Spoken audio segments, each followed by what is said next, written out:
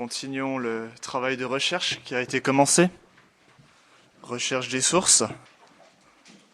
Les sources de la vérité, de la médiation universelle de la Sainte Vierge. Bien sûr, la source de tout bien, c'est le bon Dieu, le cœur de Dieu. Dieu a tellement aimé le monde qu'il lui a donné son Fils unique. C'est la parole de notre Seigneur à Nicodème. Puis on pourrait aussi dire, il a tellement aimé le monde qu'il lui a donné une telle mère, une telle médiatrice. Donc ce cœur de Dieu nous est dévoilé dans la révélation qui est, ça veut dire enlever le voile. Donc ce plan de Dieu, ce plan d'amour nous est donné dans la révélation. Nous y voyons la place de la très sainte Vierge dans ce plan d'amour. Et donc la révélation nous est connue dans la Sainte Écriture et dans la tradition. Nous avons commencé la tradition et maintenant ce que nous allons voir maintenant, c'est le magistère des papes, comment le magistère des papes s'inscrit dans cette tradition. Alors, avant de parler du magistère des papes, il faut savoir de quoi on parle. Donc, qu'est-ce que ça veut dire, le magistère des papes? Le magistère, qu'est-ce que ça veut dire? On reconnaît le mot magistère en latin, le maître. Magistère des papes, c'est tout simplement l'enseignement des papes, plus exactement, le pouvoir des papes d'enseigner. Pouvoir confié par notre Seigneur à Saint Pierre, lorsqu'il lui a dit, après sa résurrection, « Paie mes brebis, fais paître mes brebis, paie mes brebis », autrement dit, nourris-les de ma doctrine, fais-leur connaître le plan d'amour de Dieu. Donc c'est cette fonction du pasteur, du berger, de nourrir les brebis de la doctrine.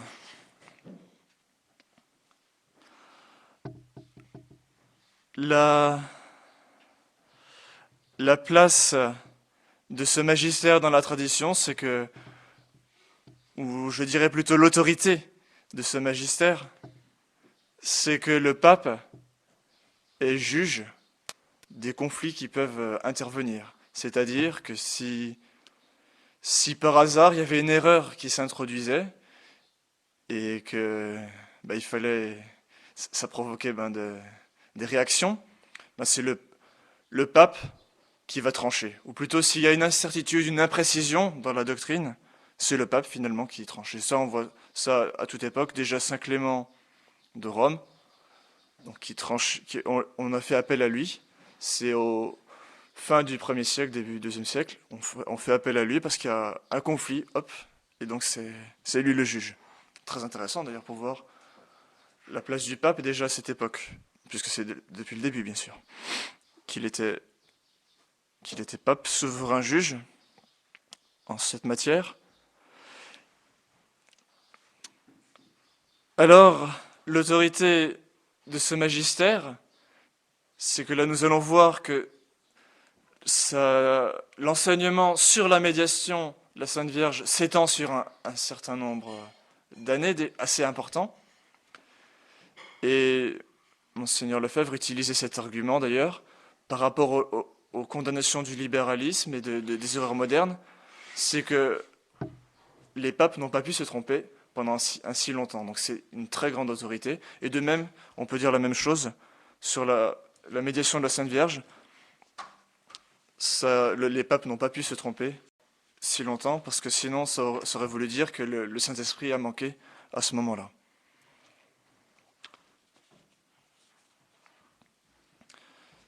Et ça, on le verra aussi, les papes ont toujours souci de s'appuyer sur ce qu'ont dit soit leurs prédécesseurs, soit la tradition. Donc on va voir qu'il y a des citations qu'on a déjà entendues de saints, qu'on va retrouver citées textuellement par les papes. Donc l'autorité vient aussi donc de ce recours constant aux prédécesseurs, donc à la tradition. Encore après l'autorité, une autre remarque d'introduction, c'est que c'est surtout à partir de Pie IX qu'on va voir apparaître un enseignement sur la médiation. Bon, déjà Benoît XIV, on verra, en a parlé, mais c'est surtout assez récent. Et on fait remonter en fait la grande ère mariale à la définition de l'Immaculée Conception en 1854. Le père Alonso, grand spécialiste de Fatima, dit que la grande ère mariale inaugurée à ce moment-là s'est achevée avec le Concile Vatican II. Donc c'est lui qui le dit. C'est pas nous. Donc je m'arrêterai tout simplement à Pie XII pour les papes, puisqu'après c'est un peu la pente descendante. Mais surtout, j'ai pas étudié, donc je voudrais pas me lancer là-dedans. Et puis, alors ce qu'on constate, c'est encore une autre remarque. Ce qu'on constate dans cet enseignement, c'est à partir de Pie IX surtout, c'est que c'est pratiquement en crescendo, c'est-à-dire vraiment la très Sainte Vierge prend une grande place dans enfin bon, peut-être pas proportionnellement, mais enfin par rapport au siècle passé, la Sainte Vierge prend une grande place dans cet enseignement des papes. Et ça manifeste cette volonté de Dieu de glorifier la très Sainte Vierge à notre époque. Disons, c'est une leçon qu'on pourra tirer justement de tout cet exposé. C'est une leçon secondaire, bien sûr. Le principal étant de montrer que c'est une doctrine d'Église, la médiation, et qui est sanctionnée par les papes, leur enseignement ordinaire, non pas extraordinaire, c'est-à-dire non pas définition dogmatique, qui n'a pas encore eu lieu. Donc ça, c'est la leçon principale qu'il faudra tirer. Mais une autre leçon ce serait dommage de ne pas en profiter, c'est de montrer que Dieu veut glorifier tout spécialement Notre-Dame à notre époque, et ceci est manifesté en partie par cet enseignement sur la Sainte Vierge, sur la médiation de la Sainte Vierge, qui prend une place assez importante. Donc Saint Louis-Marie Grignon de Montfort en parle aussi, c'est que Dieu veut surtout glorifier la très Sainte Vierge au dernier temps. Donc Saint Louis-Marie Grignon de Montfort qui a beaucoup défendu cette médiation de la Sainte Vierge.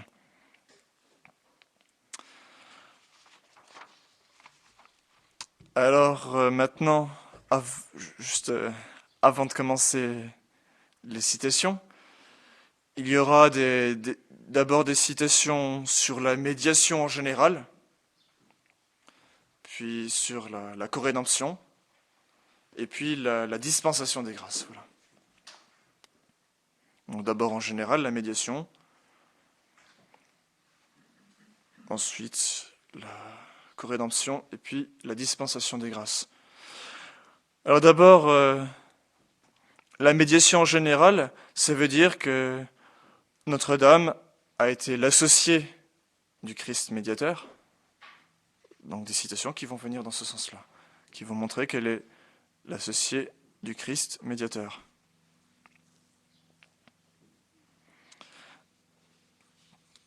Donc d'abord Pie IX, dans la bulle Ineffabilis, qui définit l'Immaculée Conception comme un dogme de foi. Il dit que la très Sainte Vierge, la Bienheureuse Vierge, est médiatrice et consolatrice toute puissante de toute la terre auprès de son Fils unique. Donc, Pie IX. La Bienheureuse Vierge est médiatrice et consolatrice toute puissante de toute la terre auprès de son Fils unique. Donc bien que ce soit ici la médiation en général, on voit quand même il s'agit de toutes les grâces, quoi. Toute puissante de toute la terre. Voilà. Léon XIII emploie très souvent le titre de médiatrice, alors ce serait assez fastidieux de, de tout citer. Il a écrit beaucoup d'encycliques sur le rosaire, c'est un record, je ne sais pas si c'est dans le livret des records, mais enfin, il a, je crois, une bonne quinzaine, il me semble, d'encycliques sur le rosaire, je ne sais pas exactement, à peu près. Et donc cet enseignement revient sans arrêt. Je citerai juste quelques-unes. L'encyclique Iucunda Semper,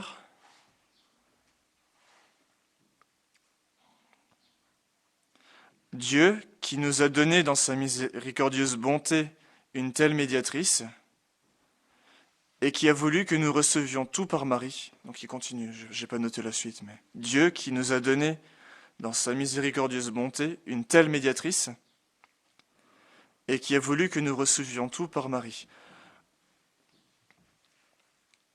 Point de suspension. Alors ici, ce qui est intéressant, c'est tout simplement deux citations de Saint Bernard qu'il a prises comme ça. Donc on voit qu'il se réfère à la tradition, et puis il sanctionne de son autorité la doctrine de Saint Bernard. Il la prend à son compte. L'encyclique Octobrimense, donc toujours Léon XIII, qui affirme qu'on peut, en toute précision, affirmer que rien de cet immense trésor de toute grâce, donc on peut, en toute précision, affirmer que rien de cet immense trésor de toute grâce, accumulé par notre Seigneur, ne nous est accordé sinon par Marie. Donc rien de cet immense trésor de toute grâce accumulé par notre Seigneur ne nous est accordé sinon par Marie.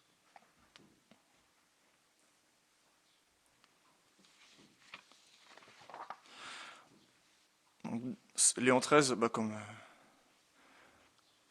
comme tous les papes de cette époque, était très à cheval, bien sûr, sur la précision de la doctrine. Donc là, il insiste encore plus. Là.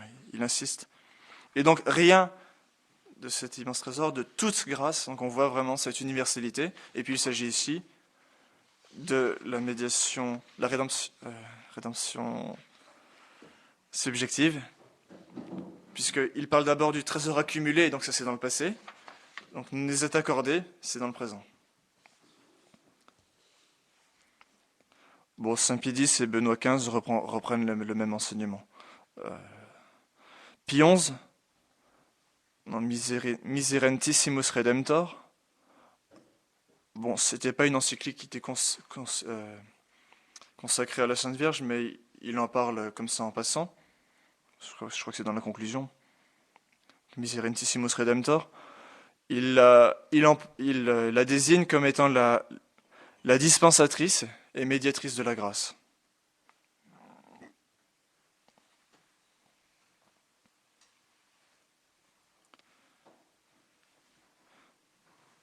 Bon, donc de ces citations, il ressort que la très sainte Vierge est associée au Christ médiateur. Voilà.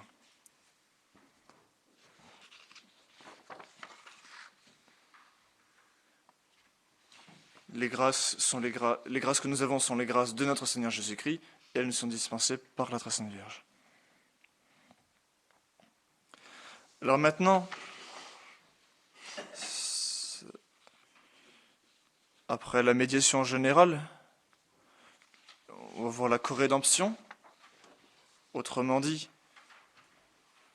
la participation de la Sainte Vierge à l'œuvre de notre rachat.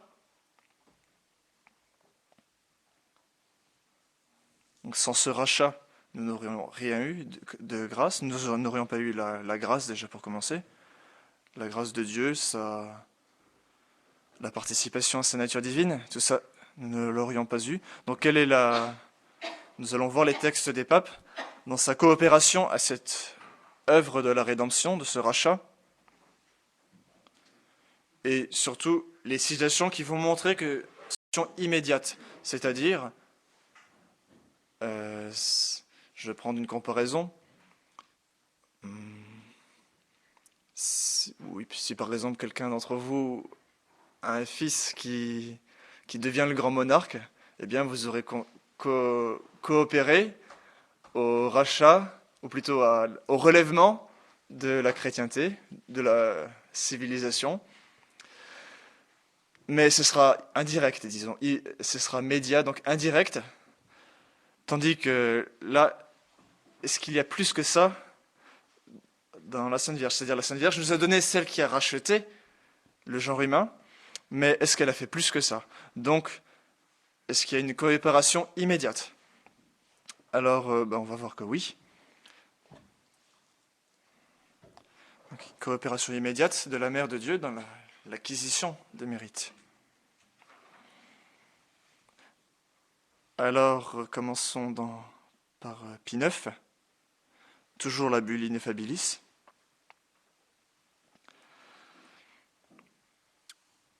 La bienheureuse Vierge, qui, toute belle et immaculée, a écrasé la tête vénéneuse du très cruel serpent,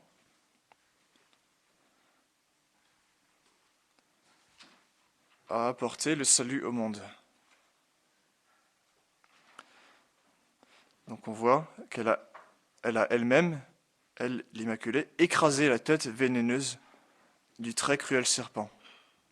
C'est-à-dire, c'est pas seulement son fils qui a écrasé, mais elle aussi, on peut dire en toute vérité qu'elle a écrasé la tête vénéneuse du très cruel serpent.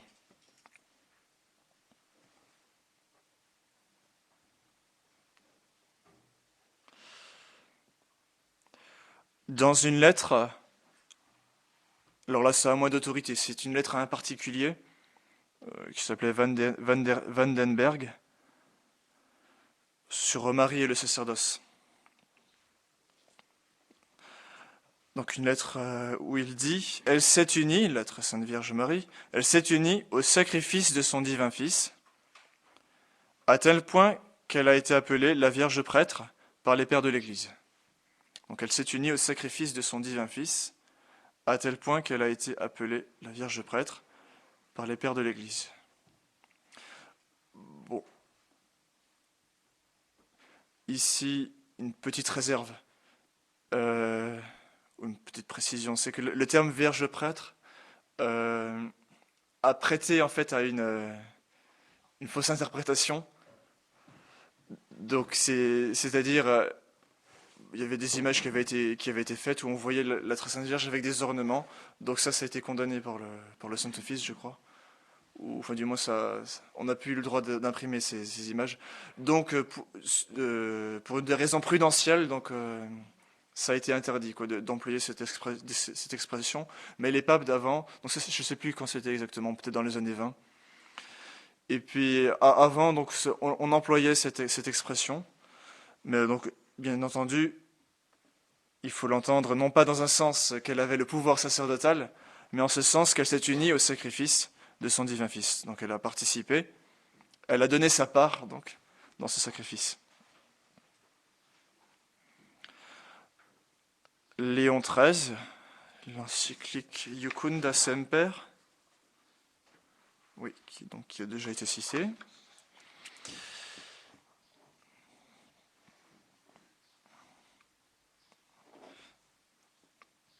Bon, il commence par dire que c'est sur le rosaire, encyclique sur le rosaire.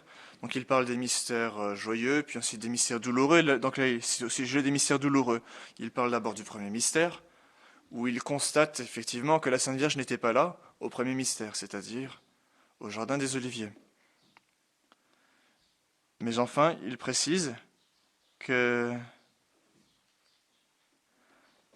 lorsqu'elle s'offrit à Dieu, oui c'est ça, parce que depuis longtemps, elle a de tout cela, c'est-à-dire de tout ce qui va suivre, de toutes les souffrances, elle a de tout cela, depuis longtemps, elle a de tout cela, la connaissance et la pensée. Car, lorsqu'elle s'offrit, donc ça c'est pas encore le passage principal, car lorsqu'elle s'offrit à Dieu comme sa servante pour être sa mère, et lorsqu'elle se consacra tout entière à lui dans le temple avec son fils, ce qu'on a vu hier avec le Père Jean qui nous a parlé de la présentation au temple, par l'un et l'autre de ces actes, c'est-à-dire l'annonciation et la présentation au temple, c'est là intéressant, elle devint l'associée de ce fils, dans la laborieuse expiation pour le genre humain. Donc elle devint l'associée de ce Fils dans la laborieuse expiation pour le genre humain. Donc non seulement elle a donné celui qui allait racheter le monde, mais elle-même, elle est devenue l'associée de ce Fils dans la laborieuse expiation pour le genre humain.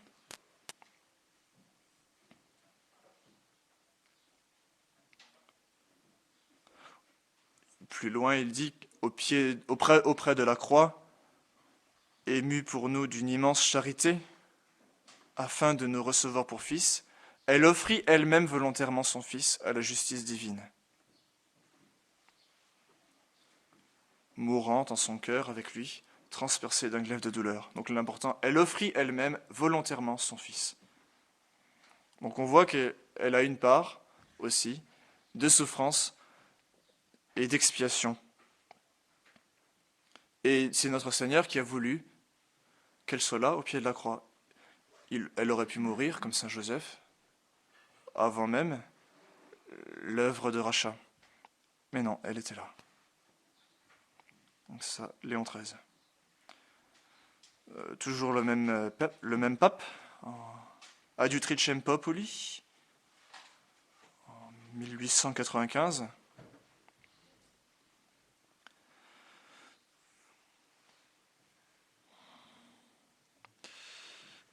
Selon les desseins de Dieu, ben voilà, c'est ça.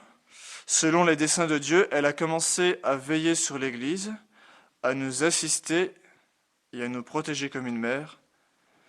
Donc là, c'est la rédemption subjective. De sorte qu'après avoir été coopératrice de la rédemption humaine, elle est devenue aussi, par le pouvoir presque illimité qui lui a été accordé, la dispensatrice de la grâce qui découle de cette rédemption pour tous les temps. Bon, là, il y a à la fois la rédemption qui est affirmée et la dispensation des biens, des grâces.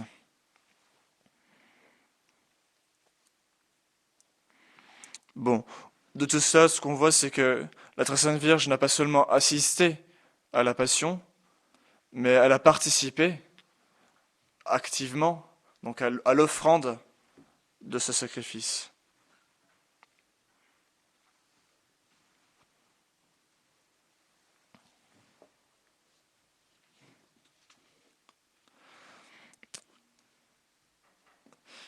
Alors, après, il y a une citation de Saint Pédis.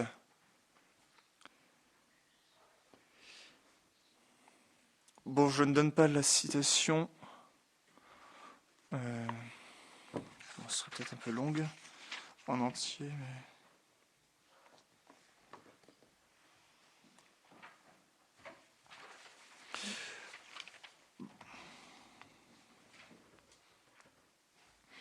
Bon, je vais juste te donner cet extrait. Parce que Marie a été associée par Jésus-Christ à l'œuvre de la rédemption. Donc, Marie a été associée par Jésus-Christ lui-même. Donc, Marie a été associée par Jésus-Christ à l'œuvre de la rédemption. Donc, au pied de la croix. Elle nous mérite par convenance, comme disent les théologiens, donc des congruos, elle nous mérite par convenance ce que Jésus-Christ nous a mérité en stricte justice, en decondigno.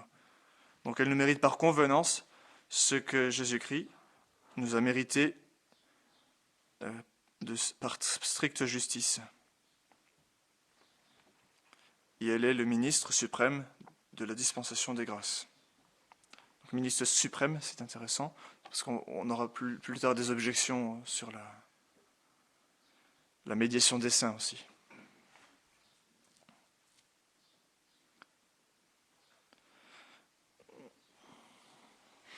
Alors là, en fait ici, le pape Saint Pédis sanctionne ici un grand principe des théologiens. Donc de son autorité, il consacre ce principe que la Très Sainte Vierge a mis par convenance, donc ce que son Fils a mérité en stricte justice. C'est-à-dire que seul notre Seigneur pouvait nous racheter pour la raison que l'offense à Dieu était infinie. l'offense à Dieu, évidemment, c'est une offense à une personne d'une dignité infinie. Donc, l'offense était en quelque sorte infinie. On pouvait rien faire pour combler le fossé, quoi. Donc, il fallait qu'il y ait une personne d'une dignité infinie qui s'interpose, donc pour expier. Mais Dieu seul est infini. Et Dieu ne peut pas expier. Il peut à la rigueur fermer les yeux, condamner, ou dire bon ben on n'en parle plus, mais il pouvait pas expier en tant que tel parce que il pouvait pas souffrir, il pouvait pas souffrir. Donc s'il y a que notre Seigneur en fait, qui à la fois pouvait souffrir parce qu'il est homme et qui avait une dignité infinie parce qu'il est Dieu. Donc c'est vraiment le cas unique, plutôt la seule personne qui a pu vraiment en stricte justice, donc faire une expiation qui équivale. Donc, la justice est pleine quand on a égalité, quoi.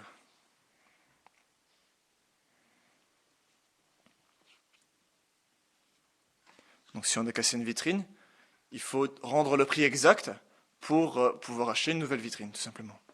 Donc si on peut que donner une bille, etc., donc c'est pas possible, ça vaut pas, quoi. Voilà. À la rigueur, ce qu'on peut dire, ben bon, pour cet acte de bonne volonté, je vous pardonne, mais ce sera pas la stricte justice, voilà. Alors notre Seigneur a expié en stricte justice, et la Sainte Vierge a plutôt notre Seigneur a mérité aussi, donc il a mérité notre rachat et donc toutes les grâces qui découlent du rachat. Il a mérité en stricte justice, mais la Sainte Vierge, de par la volonté de Dieu, et donc par ses souffrances, elle a mérité d'un mérite de convenance. Voilà. Donc c'est de convenance. C'est-à-dire, elle s'est unie si étroitement aux intentions de notre Seigneur et puis aussi à ses souffrances que le bon Dieu a voulu que ça fasse partie de l'œuvre de la rédemption. Voilà. Même si en soi, ces souffrances par elles-mêmes étaient insuffisantes, il a voulu que ces souffrances fassent partie de la rédemption. Alors, Benoît XV, dans son encyclique, je crois que c'est une encyclique, Inter Sodalicia, dit que elle immola son fils pour apaiser la justice de Dieu. Donc, elle immola son fils, on retrouve cette coopération directe. Elle immola son fils pour apaiser la justice de Dieu. Si bien qu'on peut justement dire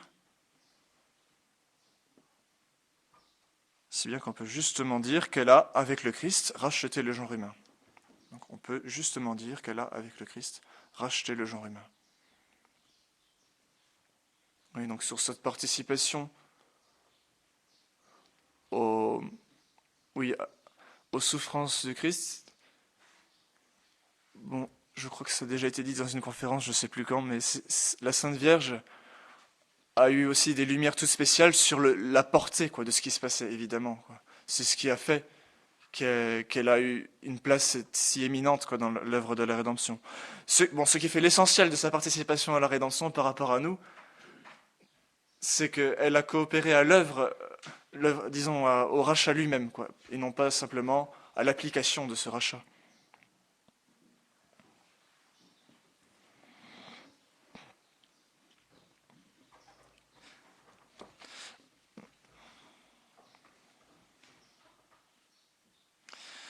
Alors, Pie XII, Corporis, et là nous retrouvons la nouvelle Ève. Comme la nouvelle Ève, elle a offert son Fils au Père éternel. Donc, dans le contexte, c'était au Golgotha, donc c'est dans ce contexte qu'il le dit. Comme la nouvelle Ève, elle a offert son Fils au Père éternel au Golgotha.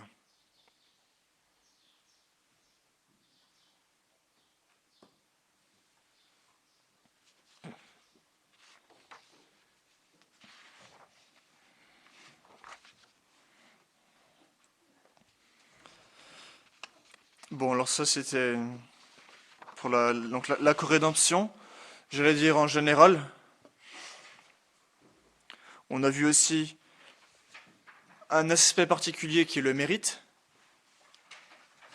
Le mérite, c'est tout simplement un droit à la récompense.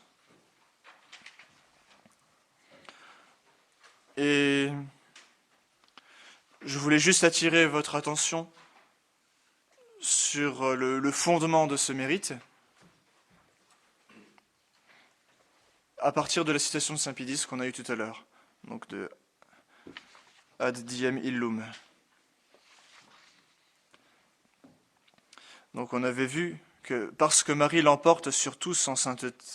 Donc ça, je vais peut-être pas citer. Je vais pas citer ça, non.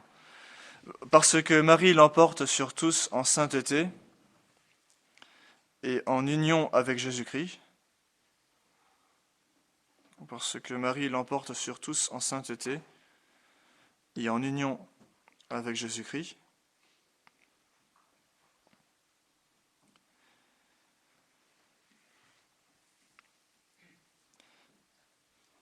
Donc ça, c'est le premier aspect, la sainteté. Elle l'emporte sur tous en union avec Jésus-Christ, et qu'elle a été associée par Jésus-Christ à l'œuvre de la rédemption. C'est le deuxième aspect. Et qu'elle a été associée par Jésus-Christ à l'œuvre de la rédemption. C'est là qu'on avait pris la citation tout à l'heure. Donc, elle nous mérite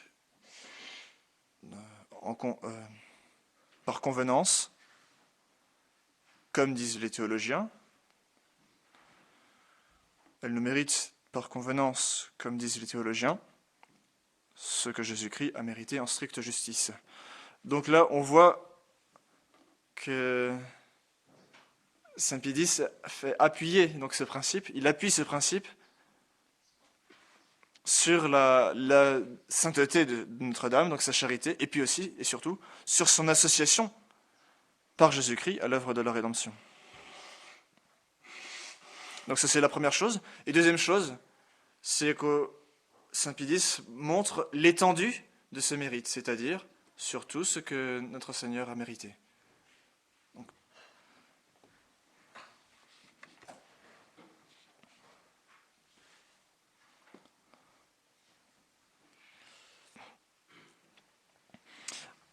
Donc ça, c'était une remarque sur le mérite.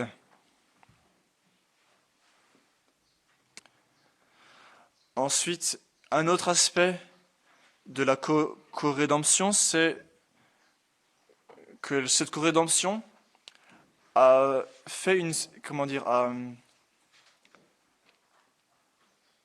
a opéré une satisfaction. Alors satisfaction dans le sens compensation, bien sûr. Non pas dans le sens de satisfaction, quelqu'un qui est satisfait de quelque chose, mais de réparation d'équivalence.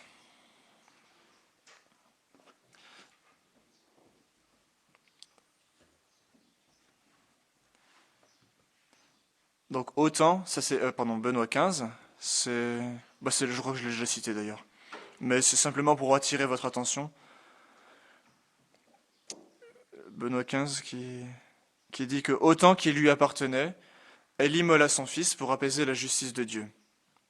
Si bien on peut justement dire qu'elle a avec le Christ racheté le genre humain. Donc ici c'est pour apaiser la justice de Dieu, c'est-à-dire que ces douleurs ont eu leur poids, donc pour apaiser la justice de Dieu. Alors là c'est par convenance, mais elles ont eu leur poids, donc pour apaiser la justice de Dieu. Ce qui nous a rachetés, c'est l'immolation du Christ au calvaire. C'était un véritable sacrifice. Donc c'est cet aspect-là que je voudrais maintenant voir. C'était un sacrifice. Le sacrifice a pour but, disons, de nous unir à Dieu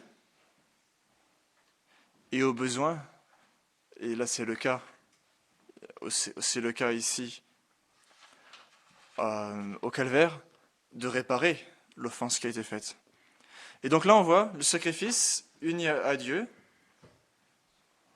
et par l'intermédiaire d'un médiateur.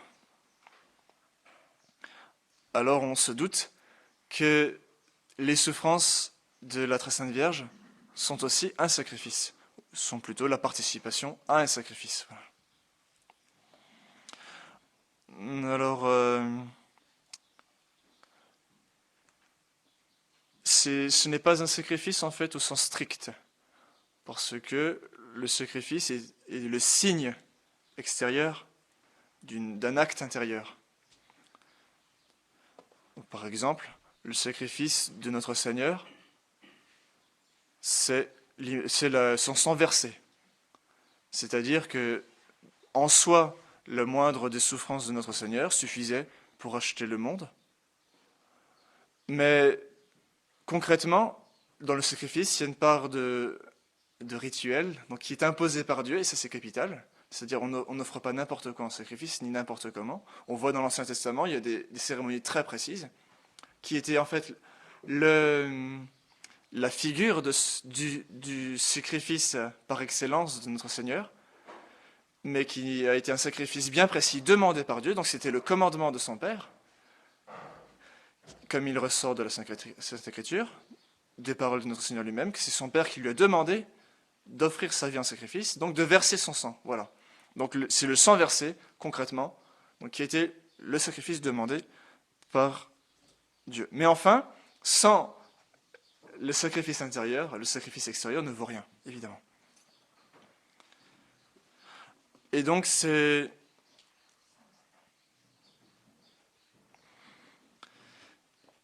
la part de Notre-Dame, ça va être l'union au sacrifice intérieur de notre Seigneur.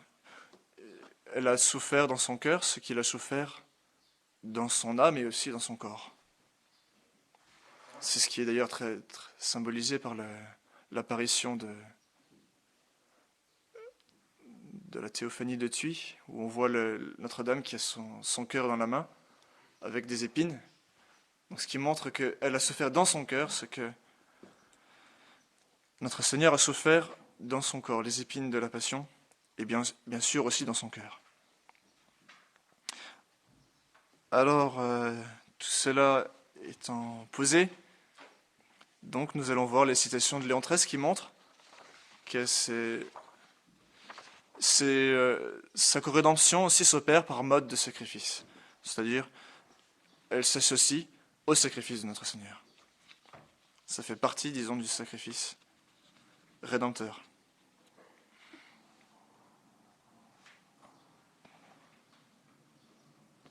Au pied de la croix de Jésus, se tenait debout Marie, sa mère. Donc ça, c'est une citation de l'Évangile. Au pied de la croix de Jésus, se tenait debout Marie, sa mère,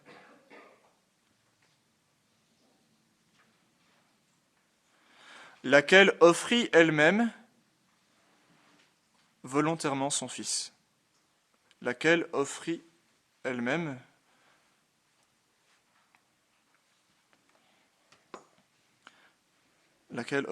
volontairement son Fils à la justice divine, mourant en son cœur avec lui, transpercé d'un glaive de douleur. Voilà. Léon XIII. Donc elle offrit elle-même volontairement son Fils à la justice divine, mourant en son cœur avec lui, transpercé d'un glaive de douleur. Donc là on voit le sacrifice, il s'agit bien d'un sacrifice. Elle offre son Fils à la justice divine, donc il y a bien l'intention d'une compensation, mourant en son cœur avec lui. Donc là ça indique la façon de participer, donc c'est mourant en son cœur avec lui, transpercé d'un glaive de douleur. Donc là, on voit combien tout ça s'est appuyé sur la Sainte Écriture. C'est l'encyclique Iucunda Semper. Saint Pie X, l'encyclique Ad Diem Illum, donc qui a été écrite à l'occasion du cinquantenaire de l'Immaculée Conception, de la définition. Sa mission fut encore de la garder, cette victime, de la nourrir et de la présenter au jour voulu à l'autel. Donc sa mission fut encore de la garder, cette victime, de la nourrir et de la présenter au jour voulu à l'autel. Il y a ensuite des citations de Benoît XV et Pie XI. En fait, c'est des citations que je vous ai déjà données. Vous pouvez faire un renvoi. C'est pour montrer que ces citations en fait, sont très riches et elles contiennent aussi cet aspect qu'il s'agissait bien d'un sacrifice qui nous a donc unis à Dieu. Donc on voit le médiateur de ce sacrifice, notre Seigneur Jésus-Christ, et puis la médiatrice. Donc nous voyons quelle est sa place dans ce sacrifice, la place de sa médiation, qui en soi n'était pas nécessaire, mais qui a été voulue par Dieu. Voilà. Maintenant, après la corédemption, la médiation, alors cette fois-ci, il ne s'agit plus de l'acquisition des mérites, du rachat, mais il s'agit de l'application à chacune de nos âmes.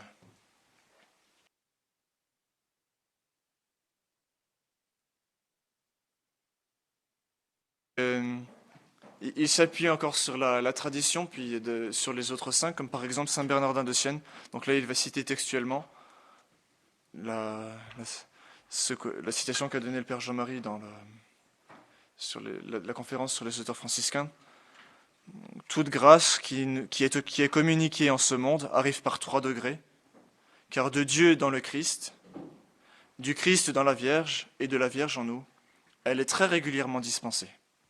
Donc il y a trois degrés donc, dans la communication de la grâce. D'abord de Dieu dans le Christ, donc là c'est la médiation du Christ. Puis après, du Christ dans la Vierge, donc là c'est la médiation de la Sainte Vierge. Puis ensuite de la Vierge en nous. Bon là je vais sauter parce qu'on arrive à la fin. Je vais sauter Léon XIII.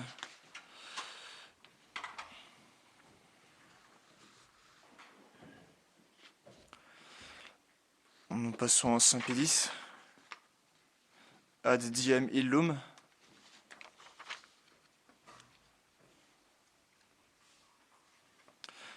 Puis là, nous retrouvons aussi des choses qui ont déjà été dites précédemment, je ne sais plus où, mais qui montrent que le pape, Saint Pédis, tout simplement, s'appuie sur la tradition, ce qui ne nous étonne pas.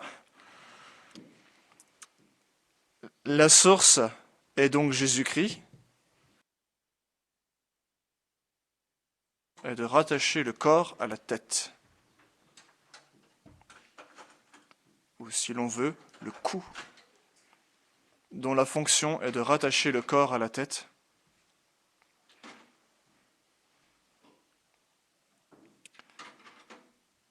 Et de transmettre au corps les influences et efficacités de la tête.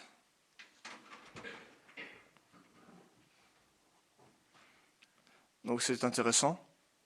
Nous voyons ici que la très sainte Vierge rattache le cou à la tête, le corps à la tête. Donc, autrement dit, nous ne serons unis à Jésus-Christ que si nous sommes unis à la très sainte Vierge. Donc là, on voit, c'est un aspect, bon, je ne pense pas tirer trop le texte, mais enfin l'aspect de la médiation ascendante. Autrement dit, c'est l'histoire de la pomme pourrie. Que bon, la Sainte Vierge va l'arranger un petit peu, enlever la pourrie, etc. La présenter comme il faut pour qu'elle soit acceptée par le Père, par notre Seigneur. Donc là, c'est dans la mesure où nous serons à Notre-Dame que nous serons agréables à Dieu. Donc il me semble qu'on peut tirer ça. Et il continue en disant, et puis alors après, c'est ça oui. Autre chose qu'on peut tirer de cette citation, c'est la médiation descendante, autrement dit, les influences de la tête qui vont par le cou vers le corps. Et il continue en disant, elle est le ministre suprême de la dispensation des grâces.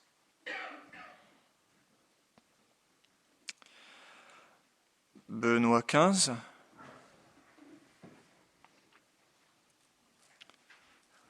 Je signale juste en 1919, 1921, il a concédé l'office et la messe de Marie Médiatrice.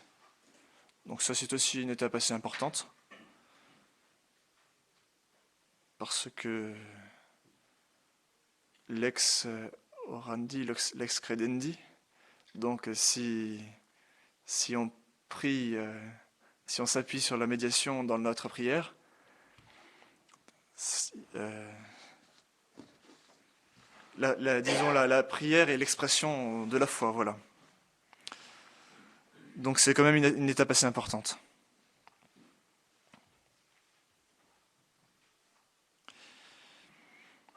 Bon, puis 11 en a parlé aussi, cette dispensation de toutes les grâces. Donc il dit il dit qu'elle est la trésorière auprès de Dieu de toutes les grâces. Voilà, Pie XII. Bon, je prends une citation de la fin du pontificat, donc Sedes Sapientiae, 1956, il dit entre autres, donc elle est la médiatrice de toutes les grâces de sanctification. Voilà pourquoi la fin du pontificat, parce que il semble, bon là je fais confiance à frère Michel de la Trinité, j'ai pas vérifié vraiment, mais qui dit que vers la fin du pontificat, il y avait tellement d'opposition que Pie XII en a parlé de moins en moins, donc de la médiation de la Très Sainte Vierge. Et semblerait même à la fin pratiquement plus du tout. Et bon, surtout que Pie XII était assez scrupuleux et il voulait avoir vu toutes les facettes d'une chose avant de pouvoir donner un jugement définitif. Donc bon, ça exaspérait un peu son entourage, mais enfin disons, pour, en l'occurrence, c'est le signe de son, comment dire, ça montre que si en 1956, alors qu'il était déjà tellement pris de scrupules, s'il a encore appelé la Sainte Vierge médiatrice de toute grâce, c'est qu'il devait sûrement penser que c'était la vérité, quoi. Et bon, il s'est laissé en fait ébranler par quelques arguments. Il semblerait qu'il n'ait pas voulu trop insister sur cette vérité avant d'avoir pu tout régler, quoi, tout résoudre. Bon, en fait, j'ai très peu, voire pas du tout parlé de la médiation ascendante, parce que, en fait, j'ai réalisé hier seulement que j'aurais dû en parler lors de l'exposé d'introduction du Père Jean. Mais là, en fait, dans la table je vais simplement dire ce qu'il y a dans la table d'une collection des enseignements pontificaux édités par Solem. Je crois que c'est épuisé, si ce n'est quelques exemplaires, quelques tomes qu'on trouve encore à Icône, du moins la paix intérieure des nations. Mais enfin, c'est vraiment des mines. On y trouve vraiment beaucoup de lumière, même beaucoup de doctrines sur la Sainte Vierge en l'occurrence. Les tables sont très bien faites, et puis donc il y a un passage donc de ces tables où il parle de Marie médiatrice de nos prières. Donc je donne juste les titres, donc ce n'est pas des citations de papes, mais c'est des renvois en fait à des citations des papes. Donc il dit entre autres, Marie exerce sa médiation à l'égard de nos prières, donc qu'elle présente à Dieu. Donc les papes ont parlé de ça aussi. Malheureusement, c'est dommage, donc je n'ai pas eu le temps de tout citer, de tout écrire. Elle les appuie, autrement dit, elle donne la force à nos prières, elle les fait aboutir. Elle supprime l'indignité des suppliants. Voilà. Parce que si nous nous appuyons sur la Sainte Vierge, nous nous appuyons moins sur nous-mêmes. Donc il y a plus d'humilité. Donc la prière est plus agréée. Et puis surtout, nous reconnaissons le plan de Dieu de passer par la Sainte Vierge. Donc elle supprime l'indignité des suppliants. Donc elle les appuie et les fait aboutir. Donc ça a été beaucoup développé par le Père Kolb. Elle se joint elle-même à nos prières. Voilà. Donc tout ça, c'est des choses où il y a des renvois. Bon, un théologien que j'ai beaucoup utilisé pour cet exposé, le Père Oschini, dont le Père Jean-Joseph a parlé hier, précise que à son époque, donc c'était en 1942 qu'il écrivait, tous les évêques adhéraient à cet enseignement. Donc il y a eu une demande, je crois, où, là c'est plus bien clair dans ma tête, mais il y avait 450 évêques qui étaient en faveur de la définition. Il y avait de l'opportunité de la définition, et 3 évêques seulement qui étaient contre. Alors il ne s'agit plus du magistère pontifical cette fois-ci, c'est le magistère universel de, cette fois-ci des évêques. Mais enfin ça a beaucoup de poids parce que c'est à l'époque, donc il y avait moins de pression des médias, donc une telle unité dispersée comme ça dans toute la Terre, donc ça montrait vraiment que c'était universel. Quoi, c'était... Alors pour conclure,